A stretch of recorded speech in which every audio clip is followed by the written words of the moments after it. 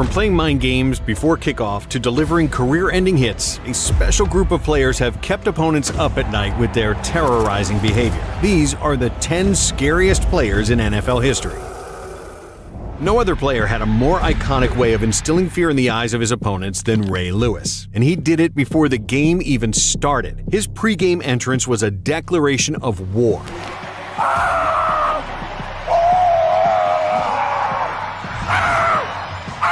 From a guy who said that every time he stepped on the field, he was Maximus from Gladiator, as Lewis would emerge from a smoky tunnel with fire blazing all around him before partaking in something that looked like a scene from his favorite movie. Opposing teams shuddered. When that whistle blows, we unleash hell today.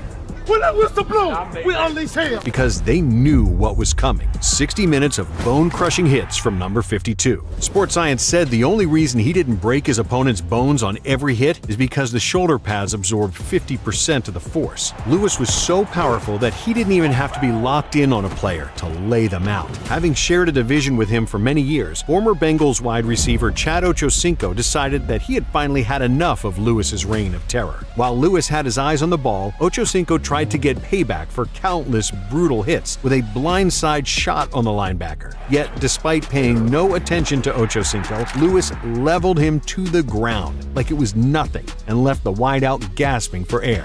When Rudy's coming, I tried to blindside Ray. He ran me over. Consider it a lesson to never test one of the most vicious to ever do it. He wasn't looking and still ran through me. And unfortunately, the concussion set in. I tried to pretend like nothing happened. Along with making every hit count, it wasn't just quality over quantity for Lewis. To this day, he is still the NFL's all-time leader in career solo and combined tackles, with 1,568 and 2,059.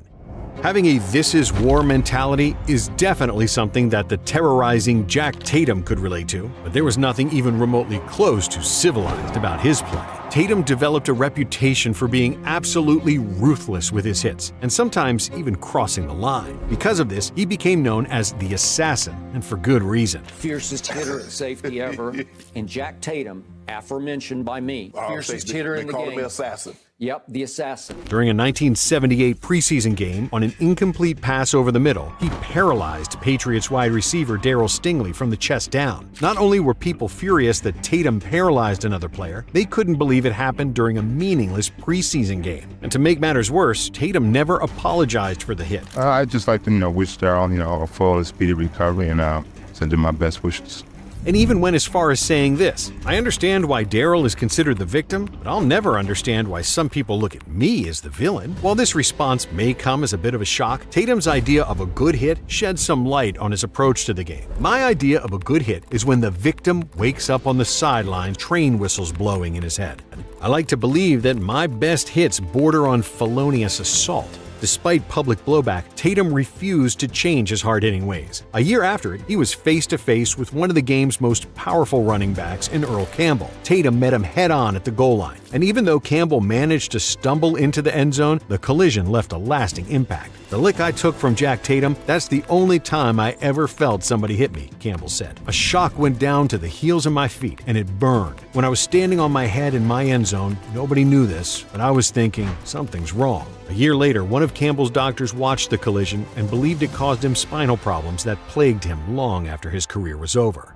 Tatum's hits will live forever in infamy, but they're still not the most famous hits in NFL history. That distinction belongs to arguably the greatest defensive player ever, Lawrence Taylor. With the football world tuned into a 1985 Monday Night Football game between the Giants and Redskins, Taylor, on a single play, changed the sport forever. As Washington ran a flea flicker, Taylor saw right through the trickery and pounced on QB Joe Theismann like a jungle cat. Taylor and a handful of players immediately signaled to the sideline for help, as Theismann was in excruciating pain and unable to get up. Having broken both bones in his lower leg, Theismann never played another snap. Because of that play and Taylor's overall dominance at the position, teams at all levels began placing on emphasis on the left tackle position to protect the quarterback's blindside. Although the play ultimately defined his career, Taylor's accolades should be just as memorable, as the iconic iconic John Madden put it, he changed the way defense is played, the way pass rushing is played, the way linebackers play, and the way offenses block linebackers. As a 10-time Pro Bowler, Taylor became just the second defender to win the league's MVP award. He was also named Defensive Player of the Year 3 times. Legendary coach Bill Belichick served as Taylor's defensive coordinator with the Giants and said, "What makes LT so great, what makes him so aggressive, is his total disregard for his body."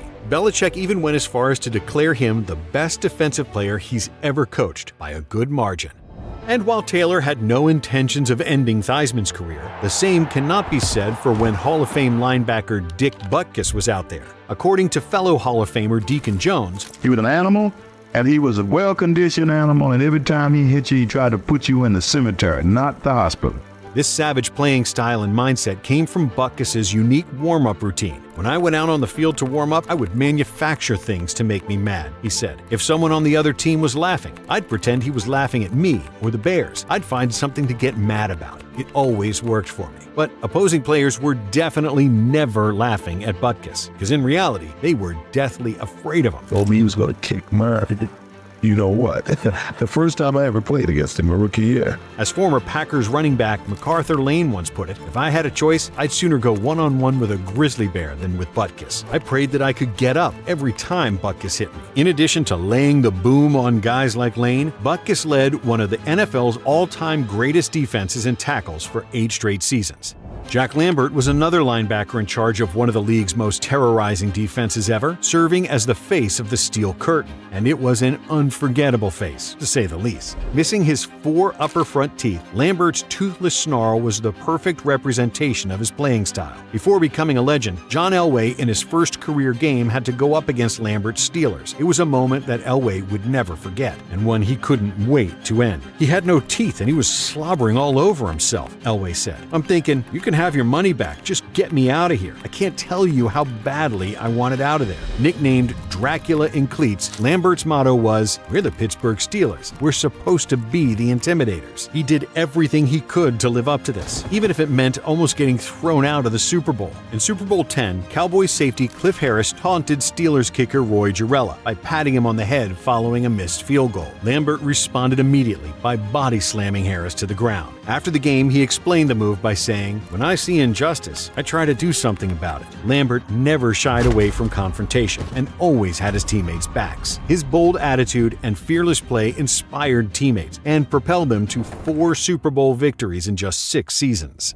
And with just as cool a nickname as Dracula in cleats, Dick Night Train Lane was never supposed to make this list, let alone play in the NFL. Lane played just 1 season of junior college football before serving in the U.S. Army for 4 years. After being discharged from the Army, he happened to pass by the Los Angeles Rams office on his bus ride to work. Despite a total lack of experience playing the sport at a high level, Lane decided to stop in and asked to try out as a receiver. The team was so blown away by his raw athleticism that they gave him a spot. Lane eventually switched to defensive back, and the Rams quickly fell in love with his ferocious playing style. It didn't take long for the rest of the league to become familiar with this, as the NFL had to create rules against Lane's brutal tackling style. He became known for wrapping players around the neck or grabbing their face mask and slinging them to the ground. People started calling the move the Night Train necktie. In 1961, he tackled John Arnett by the face mask while he was running at full speed and left him lying motionless on the field. The next year, the NFL made a rule prohibiting grabbing the face mask to make a tackle. They later banned a tackle around the head and neck, or what was called a clothesline tackle, largely because of Night Train. For Lane, there was no malicious intent with it, explaining, "My object is to stop the guy before he gains another inch. I'm usually dealing with ends who are trying to catch passes, and if I hit them in the legs, they may fall forward for a first down. There's nothing I hate worse than a first down." In addition to wreaking havoc with his tackling style, Lane was also a menace as a ball hawk. To this day, he still holds the NFL record for most interceptions in a season with 14, somehow doing so in only 12 games. But Lane isn't the only player on this list who also finds himself all over the NFL record book. And while most people associate scary football players with defenders, this guy actually played on the other side of the ball. Throughout his career, Jim Brown made sure that the opposing team always saw him in the warm-ups. He said, knowing that they'd been told all about me all week and how they'd have to watch out for me and how they'd have to plan to stop me and gang tackle me, I challenged them by saying, this is the guy, man, take a look. Here it is, right now, 232 pounds, 6 foot 2 inches. I can beat you in a 40 and I got attitude. The attitude is, you're gonna hit me and I'm gonna hit you. What could be mistaken for an arrogant mindset by Brown was a well-earned, confident swagger. He knew that he was nearly impossible to bring down, as he led the league in rushing in 8 out of his 9 seasons. Unfortunately for Brown's opponents, this unbelievable feat wasn't just the result of him just outrunning them. Saying that he viewed football as the closest civilized thing to war, Brown would often bulldoze his opponents. His famous line was, make sure when anyone tackles you, he remembers how much it hurts. And his opponents sure did remember it, as Brown set the all-time record for most career rushing yards with 12,312, yards per carry with 5.2, and rushing touchdowns with 106. It's been more than 50 years since he retired, and his record of career rushing yards per game still stands at 104.3. Not only has it stood the test of time, but no other player has even cracked the 100 yards per game mark since. And while Brown was always a superstar on the gridiron, James Harrison's journey to making this list is a true underdog story. Undersized at only 6 feet tall, Harrison was released 3 different times as a rookie, but instead of giving up on his dream, he used those setbacks as inspiration and fuel to become one of the strongest and most durable players the game has ever seen. It also led Harrison to never taking his foot off the gas on the field. My objective when tackling someone was to put them out of that game. I didn't want to injure them, but I wanted them to hurt. Even if he was going up against a close friend. In the same 2010 game against the Browns, Harrison knocked out 2 different Cleveland wide receivers, in Josh Cribbs and Mohamed Massaquoi. Describing his approach, Harrison explained, I tried to hurt people. I never tried to injure anyone. I tried to hurt people. I wanted them not to be able to finish the game. When I hit my homeboy Josh Cribbs, I felt like when I hit him, that hurt. I want to be able to say, I got you. Then, while talking years later about the hit on Massaquoi, he said, I hit Massaquoi with about 50%, bro. Dead serious. I just wanted him to let go of the ball. If I would have known then what I found out after, I'd have gave him everything I had. If I known they was going to fine me $75,000 for that, I would have laid into him. He might not have gotten off that field.